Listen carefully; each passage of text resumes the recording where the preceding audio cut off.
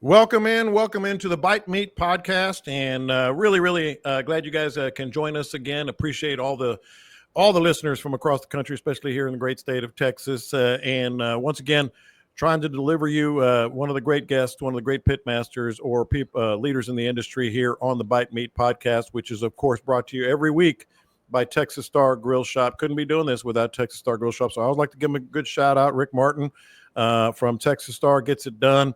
And you guys, I was talking with our first guest, Arturo Ramon from Blanco River Meat Company. It's an incredible story. But before we came on air, I'm like, yeah, I know you. I've seen you on some shows and on various networks. Can you go through them? And he said, well, Food Network. And then he said Destination America. Then he said Travel Channel. Then he said Barbecue Brawl. Then he said Smoked, and I'm like, dude, that's my playlist. I mean, that's what I watch. Basically, have you been sneaking in and peeking on my TV? Because that for those of us that are sickos, that's exactly what we watch. But glad to have you on, Arturo. I appreciate it. Thanks for having me.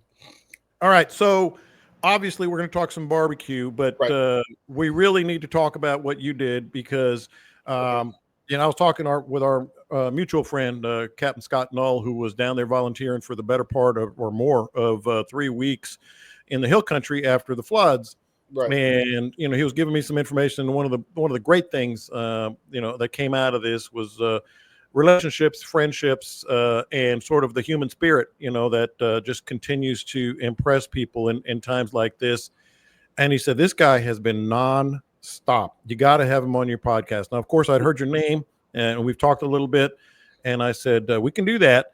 But before we get into what you did, bringing meals and food and cooking for, and I'm guessing you might still be cooking for some volunteers down there. Let's just go back to July 4th and take us through the first 24 hours, where you were, what happened, and what maybe was your muse or inspiration to start doing what you could to help. Right. Well, going back to that day, we were all watching, it unfold, and that evening, that night, as it was happening, to be frank, I was just haunted. I couldn't get the images out of my mind, and coming to think about those little girls, and that I have small children, have adult children, but have small children too. When it comes to kids, it's something real special to me, and I couldn't sleep, and my wife says, what's wrong? Are you okay? I said, man, I couldn't help thinking about those last moments of those poor little girls, like how terrifying that would be, cold and drowning away from your parents, like just awful. So I told her, I've got to do something. I'm not search and rescue. I can't. She goes, you just need to go. And go, do what? And she said, just cook. She goes, cook. And I'm thinking, cook? Like, I mean, I didn't think that was even an option. She goes, just go. And I'm usually the type of guy that needs a plan. And she just says, go. Like, so that next morning I tied up my rig and just took off to Kerrville, So where were you exactly? I mean, you're in the area anyway, I guess. I live in Wimberley and Driftwood, like right on the line of Wimberley, Driftwood out here in the country. So it's about an hour and a half. It's not too far away. So, I felt like it was kind of in my backyard, so that was even more, because we went through a flood here back in about 10 years ago in Wimberley, not nearly as destructive in terms of, loss of life and things like that. But still, it was pretty bad, My mom lived right on the river, so I kind of got a taste of what devastating the floods can be, But when I got over there, it was crazy. I went with no plan. I went straight to Kerrville first, and things were just a mess. People were all over the place, I just, hey, y'all need some food, and everyone kept shut me down. So I spent most of the day just kind of driving around, figuring out what to do. And a state trooper said, "Hey, man, I overheard what you're trying to do. Have you been to Center Point?" And I said, "No." Where's that? Just down the river, just a few more miles. Go. They need some help. So I headed that way. And so once you get there, again, you I'm sure you brought a bunch of stuff, but was it kind of not intimidating, but it was kind of maybe jarring when you saw the devastation? What did you see?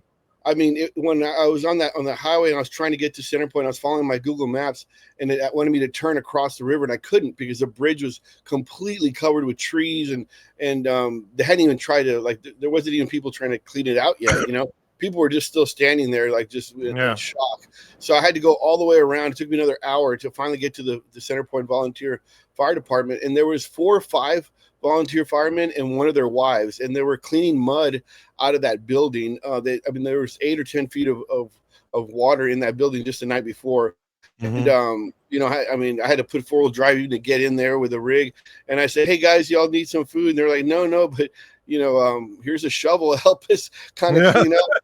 So that night I did what I could. And then I said, hey, I'm not going anywhere, guys. I'll be here. I lit the pit. I spent the night in the truck, the first couple of nights, and just started smoking, pork butts and chicken and just anything I could, and just kept going. And that first night it was, maybe 40 people. Then the next day when I woke up, there was like 100 people. And then that became kind of like the hub, and the highest we sold, I wouldn't sell, I say sell, but we gave out about 2,200 plates on that next Saturday. That was the high point. We counted plates, and overall over 3 weeks, a little over 17,000 meals.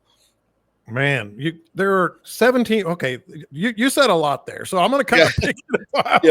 I'm going to kind of pick it apart. I know our listeners are going to be very, very interested in all this. First of all, you slept in your truck for 2 days. That's incredible. But then I'm guessing you got some volunteers. Somebody gave you some accommodation. Yeah, let me back up just a little bit, because when I was on the way over there, I didn't have a whole lot of money coming in, a few $100s, and I was thinking, how can I stretch this out and make as many meals as possible? And my wife says, hey, you got a decent little following on Instagram. Why don't you put your Venmo out there? So by the time I got to Kerrville, I had $2,600 on my Venmo, and then and every day it got more and more and more.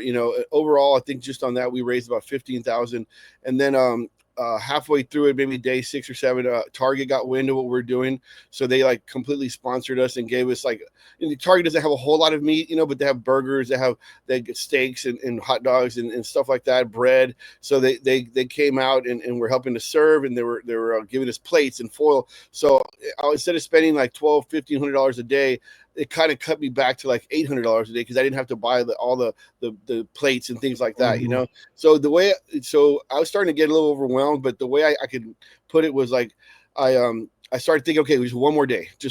Let me get one more day, And so we started serving lunch. There were some ladies from San Antonio doing breakfast tacos, so I would let them do that, and then we were serving lunch from noon, and we'd stay all the way till 9:30, and we transitioned to dinner. We changed the menu, so we're doing tri-tip, and we're doing mac and cheese. We're doing anything we could that we could warm up on a smoker, and somebody lent us a Blackstone griddle, and that really helped a lot to do that, So yeah, before you know it, once the people there realized I was there for the long haul, it became family. Then they saw me staying there, and it didn't make sense to get a hotel, because by the time I went to HEB, it was already 1 a.m, 12:30 at night to go, and you need a shower to feel human. That's the only thing you really need, right? So I go to the hotel and sleep for like 3 hours and leave at 5:30 in the morning. So once they got wind I was doing that, one of the police officers said, hey man, you sleep on my couch or my son's room, and I stayed there for a while, and then eventually somebody in the community lent me a little garage apartment for that last week, so that came in really handy. Dude, first of all, and we got more to cover, but God bless you. Good gracious. That's incredible. Here's the other thing. And I'll get to the 17,000 meals here in a second, but I can tell you from authority, because as I mentioned, I knew some people that went down there, especially Captain Scott Null. He said, this dude can cook. It wasn't just like, let's feed the masses. Let's give them some sustenance every day. He said it was delicious. Like it actually, and this is what he said, it actually inspired the volunteers to just kind of keep going. And you know what? At the end of the day, we're going to have a hell of a good meal. Could you sense that? That's exactly what I wanted to do, because we were right on that river where we were standing. We were 23 feet underwater just a few days before, right? So I'm watching these guys, these true heroes, getting out there in that muck and all that water and debris, and I'm right there with them, and I'm thinking, if I'm tired and I'm hot, right under here into this tent, how can these guys feel? I didn't want to give them hot dogs and sandwiches and just put a bunch of food in containers. I wanted them to come and have a hot meal, right? So the little things went a long way, adding bacon and panko to the mac, showing people that someone gave a crap about them, and I didn't want, there's a lot of people like wanting to collect, hey, I need 60 meals to take over here, some church or somebody, which is great, but I didn't want to do that, not because I didn't want to help, because first of all, that's not what we're doing at this little place, because once you get over there, it's not the same product. It's going to be cold. It's going to be crappy, so there's a lot of other people doing sandwiches or whatever. You want to take that, that's fine. But I want them to look forward to coming back and having an awesome meal, where they feel good about it. It's something to look forward to. And that was my motivation. And then the thank yous, when they're like, dude, it was so good. Are you gonna be here tomorrow? I'm like, yeah, I'll be here tomorrow. I'll be here tomorrow. So that's why I was on the TV with Bobby Flay, pal. That's why I tried to take on Bobby Flay. But yeah, man, that's incredible. So you could sense it clearly. Absolutely, yeah. I could feel the thank yous and the appreciation, and it just kept me going. Just another day. How many days? We did 21 days straight. 21 days straight, about 16, 18-hour days. Toward the end there, I'm not gonna lie, I was completely exhausted, a sunburn. I couldn't think straight anymore. I started getting a lot of tunnel vision. I got several IVs. The nurses were like, "Dude, you're gonna die out here." But I was like, "Hey, is this not nearly as bad as what these guys are going through behind me?" So I try to stick it out. I came home on Friday, and now here we are Thursday. So I'm regenerated. I'm leaving back to go to hunt where the camps were on Saturday, and we're going to do it all over again. Wow. 17,000 meals. I said I would get to that. I don't want to do the math right now, but 21 days, 17,000 meals. Yeah. Could you have ever imagined? I mean, tell us about your pit, what it was like creating them, delivering them to the guys that were coming to you. I mean, all that. Right. I mean, we did it on plates and counts of plates, right? So several people ate 2 or 3 times a day, but so I would just bring out another 200 plates, and then I just kind of kept the tally. Just go, God, we're going through a lot of plates, and even Target was like, man, we're giving you all the plates from like most of the stores in San Antonio and Austin area, and you're cleaning them out, so it started being like, man, how many are we serving here? So we stopped the last 2 days. We stopped counting, but it was 17,000, probably like 17.5, 17.6, something like that at the end of it. But that was one of those things where you just feel grateful that you're able to participate in any way, because that was our wheelhouse, is cooking, right? So we just wanted to just keep grinding it out and making great meals for these guys. And you've got, as you mentioned, Target and your Instagram donations, which, by the way, I need to mention that. In case anybody can help, because you're still doing it. You're going to hunt, as you just mentioned. It's at Texas Grill Master, correct? Mm-hmm. Right, on Instagram. At Texas Grill Master on Instagram.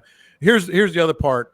I know a lot of these volunteers donated their heavy equipment. They donated, their time. Obviously, they gave up money from their jobs at home. Yeah. Dude, you have a company. You have a business to run. What was that like in terms of obviously Blanco River Meat Mark Company that you have, and still doing this? I'm guessing you had to do a juggling act there too. Yeah, it just kind of, it was one of those things that we're a catering operation. So we are open fire. We're known for open fire catering, barbecue, whole animal cooks. Do a lot of pigs and cabritos, and even whole steers. We've done whole steers on the asado crosses for events and things, weddings. We weren't booked at all, so there wasn't a whole lot. So that's why it allowed me to stay as long as I could, as long as I had funds in my little account to buy more food. I was in it for the long haul. So it was a blessing, it really was. And even now, kind of recouping, okay, let's go. And then they're calling me, the state troopers are, hey, where's Arturo? We really want to get that guy back out here. Some good food, so now there's like more recovery, divers and a little bit of recovery and rebuilding kind of situation. So it won't be quite as many meals as it was early on, but still 300-400, first responders, state troopers, divers, there's a need for it, and I feel like I need to finish strong and go for another week or two or however long they need me, and just, do right by them. You're not stopping. No, I'm going back. I'm going back Saturday. I got a new generator I'm really excited about, because we didn't have power for a long time. We didn't have water either. So we're just using like bottled water to wash things and try to sanitize things with our little solution. So we're trying to keep. Yeah. So we're really trying to make a little restaurant out in a parking lot, really in a dirt parking lot, and create great meals. And once people knew what we were doing, they're very supportive and wanted to help. And because we were there, for the people who are actually doing the hard work, Yeah, and I want to get maybe not the most comfortable part of this discussion, but I think it's necessary, if nothing else, to to give tribute to the lives that were lost, the lives that kept you awake at night, Yep. and some of the scenes that were out there. Without being necessarily graphic, what Right. were some of the things you saw that really sort of kept you going? Um, seeing grown men crying, a lot of praying, people coming back just in, they can't even look at you in the eyes, and just some of that stuff would make me break down. I had to run to the porta potty and just, you're in a roller coaster, and just because I'm not wasn't there, I could see it in these guys' faces. I could Hmm. see it.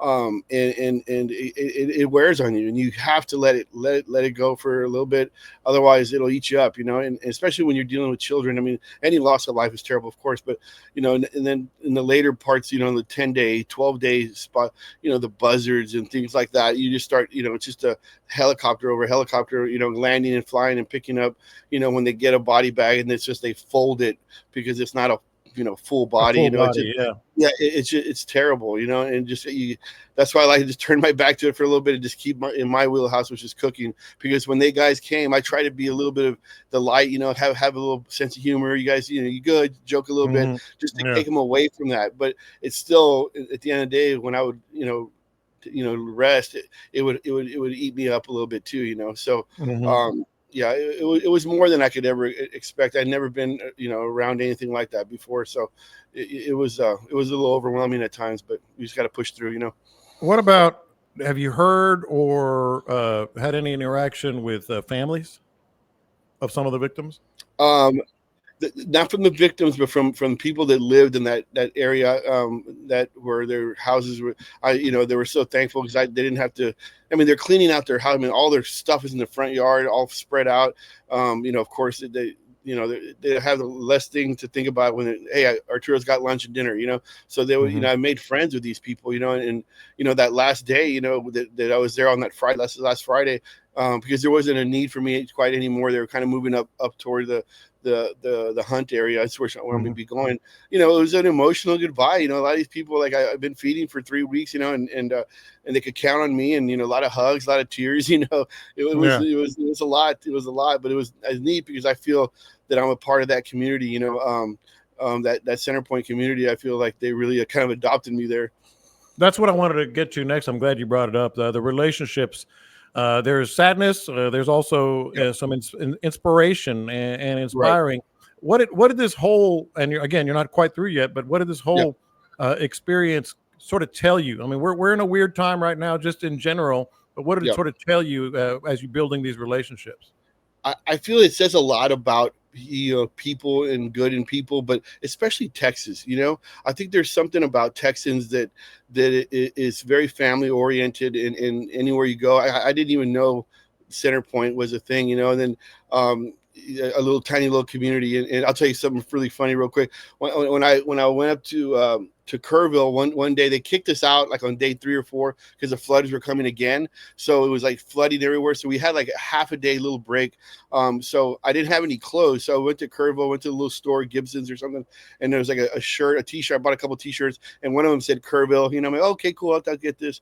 So I wore that the next day to Center Point, and the fire guys and everybody said, no, you're not in Kerrville, dude. Like, I get it because it's like football rivalries, stuff like Yeah, that.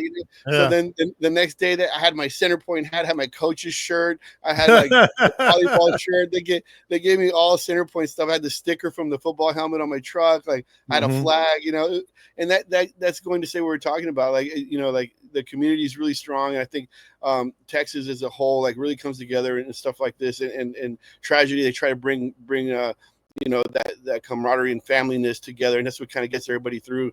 And I think it speaks a lot about us as a nation, and especially Texas. I do want to, kind of remiss here. I mentioned your accolades and your appearances, and you're obviously a very high level pitmaster. Let's get into how you got into this industry and what, clearly you're inspired to cook. But you started, am I wrong? Did you start in South Texas? Yeah, I'm originally from Brownsville, Texas. Yeah. You know, I came up in the early '90s to the Austin area to go to school, and that was kind of my first introduction because there's a huge grilling culture down there. Now there's barbecue, of course, but back in, you know, '80s, '70s, '80s, there's more grilling than barbecue. When I say barbecue, more offset cooking, right? More live fire. Right, exactly. Yeah, a lot of mesquite, a lot of fajitas, a lot of steaks, stuff like that. You know, we'd have uh, a lot of cabritos for dinners and open fire cooking like that. So when I came up here, I did a little bit of a catering work for Salt Lake when I was young, and I was really introduced to like barbecue, and then I started to go, wow, it's barbecue, you know, this brisket and ribs and that kind of stuff, and learning the techniques, you know, and what that was all about. And after doing that, I realized that, hey, you know, people up here don't really do a whole lot of open fire cooking, whole animal cooks, you know. So that's what I kind of separated. And we still do barbecue, of course, but there's so much good barbecue in the area. You know, it's like there's so much good stuff. The best in the world, I think, is around here. So that's what kind of separated me from the other guys in barbecue. You know, so that's why we started in 2016. We started the Blanco River Meat Company, and we bought this land out here to open up a little brick and mortar, little bar, you know, that had some cooking. But then COVID hit, so we put the brakes on that. But then during that time, the catering really took off. Like, I mean, it took off like crazy. So we're still on the running with that, you know. But you know, we have plans here in the next year or a year and a half to open up a tiny little brick and mortar, like a little butcher shop / you know, bar, you know, a little live music, something small, chalkboard menu that I could get creative with, you know, and just have some fun with it. What about, I'm assuming you got some help from so many people in that industry that, you know, so many people in the Austin area, obviously, meat company. I'm sure you might have some sourcing that you got some help. You obviously made some runs to HEB and Target and all that. But what kind of help did you get once word got out, man, hey, Arturo's down there cooking his ass off for 3 weeks. What happened? Yeah, the guys out in Lockhart who built my pit, and we did a Man-Fire Food on Cooking Channel a few years back together. Matt and Caleb Johnson from Millscale, they were coordinating meat deliveries all over the place. So they said, you need meat? I said, bring it on. You know, so they had, like, you know, bunch of different meats and stuff and coolers, and we picked that up. We used some of that. Local ranchers that just stopped by, like, hey guys, we have almost like a clean your freezer type. We got a bunch of elk meat. Bring it. Let's go. Where you know, whatever it was, sausage was a huge thing because a lot of times these guys didn't want to grab lunch; they just wanted to grab something and go. So we would always make like little double burgers, little double cheeseburgers with no condiments, so it wouldn't get all yuck. And we'd wrap them in foil, or sausage wraps with a little bit of mustard, wrap them in foil, and these guys would just throw it in their backpack. You know, so that came in clutch. You know, for those grab and go stuff. The sausage came in, so it was of course, you know, HEB, we'd buy stuff at HEB. I mean, they would see me every morning like, oh God, how many tri-tips do you want? I need 27 tri-tips. Like we don't have any more, you know. But then, you know, even the local people just giving us stuff, you know, hey, do you want some of this? You want some of that? Absolutely, we'll take it all. Even farmers giving us huge.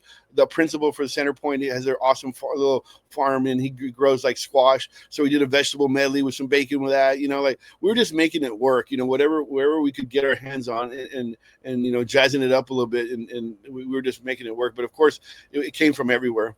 Wow. All right, let's go through the list here. Elk, obviously, tri-tip. I'm guessing you had brisket. I'm guessing you had chicken, sausage. What? Take us through the list because we're the smoked turkey. We did that turkey breast, and the guys kept asking, "Can we get some more turkey? Can we get some more turkey?" And it's kind of like what I don't do to the turkey that makes it so good. It's brined, so we wouldn't season it, just smoke it, you know, for about 3 hours, and then we'd use that competition Blues Hog raspberry chipotle barbecue sauce, and then I crush a little pecans for texture, and then serve it with some green beans and bacon, and like that was like Thanksgiving, and you know, they couldn't believe how good it was. So we did turkey. I mean, I bought out HEB in Kerrville and Fredericksburg turkey like at least 4 or 5 times when I was out there, you know. That was awesome. The tri-tip, we did steak night one night, steak and potatoes, you know. We did what else did we do? We did, okay, I said turkey. We did a lot of wild game. We did nail guy. We did deer, venison backstraps. We a lot of double bacon burgers, jalapeno burgers, stuff like that. It's just, you know, like I said, whatever we could get our hands on and do in bulk, you know, and make it as good as we could, you know. So you were actually testing your own skills on a daily basis and creativity. Like, vegetable medley. Haven't done that in a while. So, you know, what are some of the things that you got creative with? Just like the sides, you know, because there's so many, doing broccoli. And then I remember I did an event years ago with Tuffy Stone showed me a way to do broccoli with just charred lemon. He goes, you get your kids to eat broccoli with just charred lemon. So I had done it a couple of times. I didn't remember if I liked it or not, but we just charred on the grill on the basis side of my rig, and just charred broccoli, right, and then charred lemons, and just like put a bunch of charred lemon juice over the broccoli, and a little bit of garlic salt, like real simple. And it was everybody's like, "This is the best broccoli ever." I'm like, "Okay, great." That's awesome. Just trying to make things work like that on the fly, and it just happened. Everything we did was like a hit. And I don't know if people were really, really hungry or they really loved it, but it just seemed to be working every time. So it was a good feeling. Hell, man, based on what you're telling me, you could have had 1,000 more volunteers out there if they'd have known that was on the menu. I know, right? All right. So what I'm also hearing today is long days, like because you're not just lighting fire, you're tending fire. You're going to the grocery store, you're fixing meals, you're prepping, you're getting plate. Take us through a typical day of the last 3 weeks as you're helping here. Okay. In the early stages, I would go to HEB at night, but then it got to a point where I was so exhausted and I didn't even know what I was going to buy. So I knew that rest was key. Like I need to get at least 3 or 4 hours to have so I'd wake up at about 5:30 and head to the HEB, and then kind of get, you get a little energy, and I'm like, okay, what am I going to make today? And really, what do you have? Like, what do they have? Pork loins is sometimes they wouldn't have any pork loins. I would try to buy in bulk, like heavy weighted things like pork butts and like I said, tri-tips and roast and things like that I can buy in bulk, because I needed at least 300-400 pounds a day of proteins, right, in those busier times. And then the sides, is like veggies and stuff. And I used, I'm not ashamed to say that I used a lot of HEB stuff that they had, like mac and cheese or whatever it was that's already made. And then I would just jazz it up. I would put some panko and bacon, because I didn't have an oven. So we just put it on in a foil tin and then put it in the smoker, and it came out awesome. The pre-made rice, because I didn't have a kitchen. I only had that oven. I mean the barbecue pit. So it was really hard to come up with things. So then it came down to just the veggies, like green beans and asparagus and things like that I could just do on the flat top real quick with some onions and maybe a little bit of bacon, whatever it was, and it came out really good. So we started going just heavy on protein and a little greens, and that started working really well. So what about hands? You need some help plating and delivering and all that. How did that come about? Well, right out maybe the second or third day, a nonprofit called Frontline Heroes Outdoors, they came out. I don't know exactly how they found me or what, but Brandy and Thomas, they were out there. They're out there like every single day with me, tending the pit, helping me serve, things like that. Like, so I felt like I had them the whole way.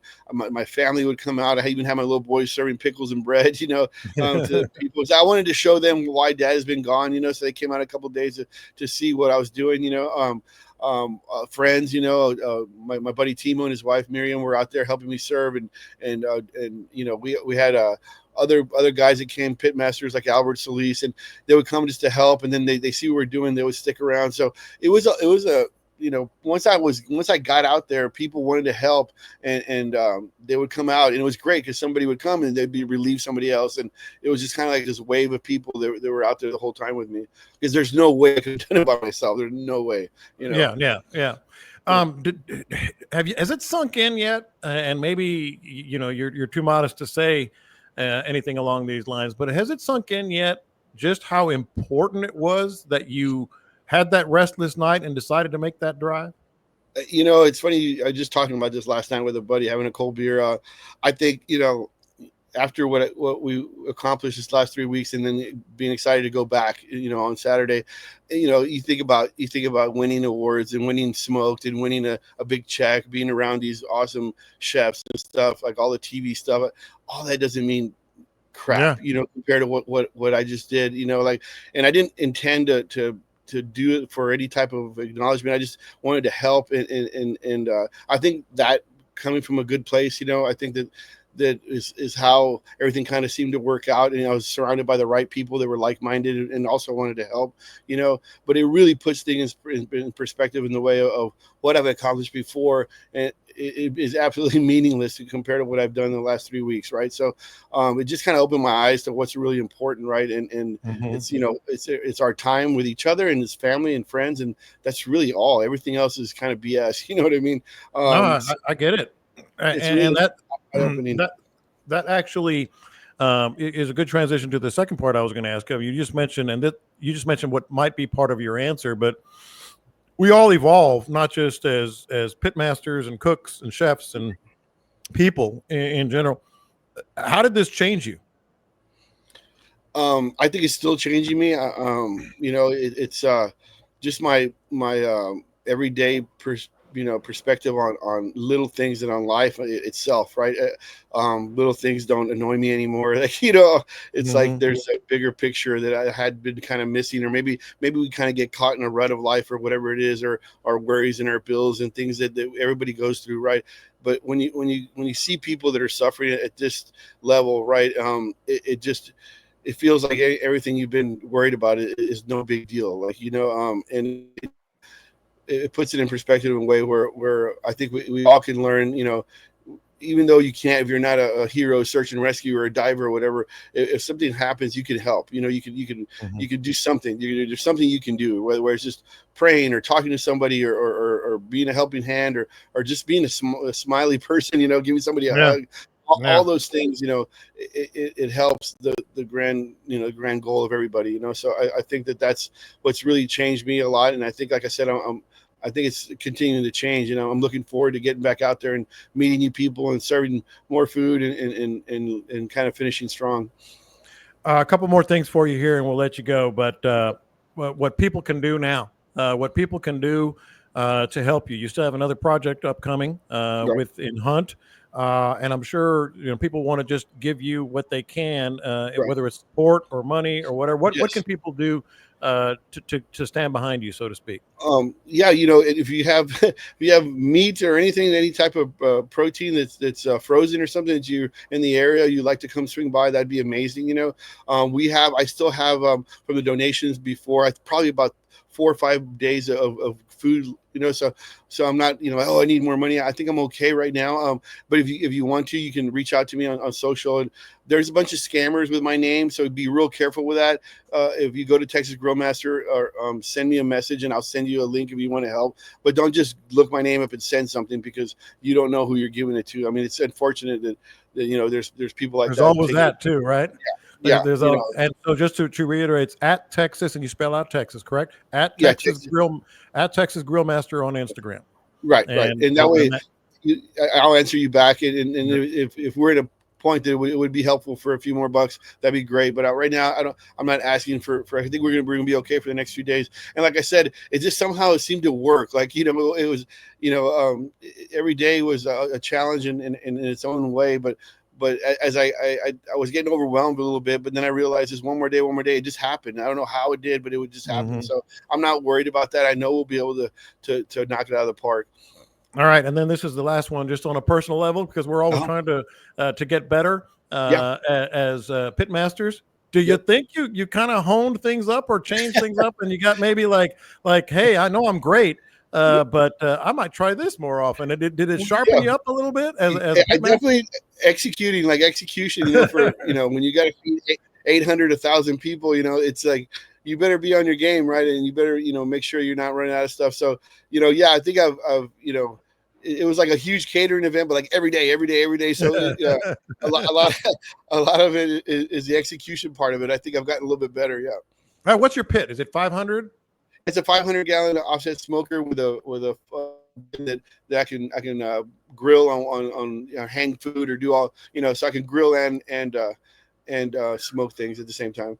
Yeah, well, you definitely have the support of the bite meat community, and Awesome. I can tell you, I know you weren't like looking for accolades. I got just a message from a volunteer and said, "You've got to talk to this guy. He was amazing for us," and we've covered that some here today. But Man, I don't know if congratulations is the right word, because thank you doesn't seem like enough, but thank you and congratulations for everything you do, and good luck keeping it going, man. And we'll hit you back and maybe talk some actual barbecue at some point when things settle down.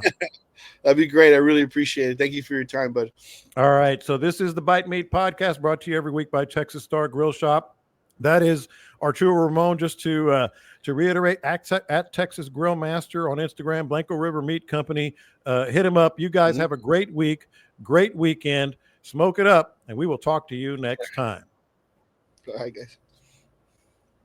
All right, we're off now.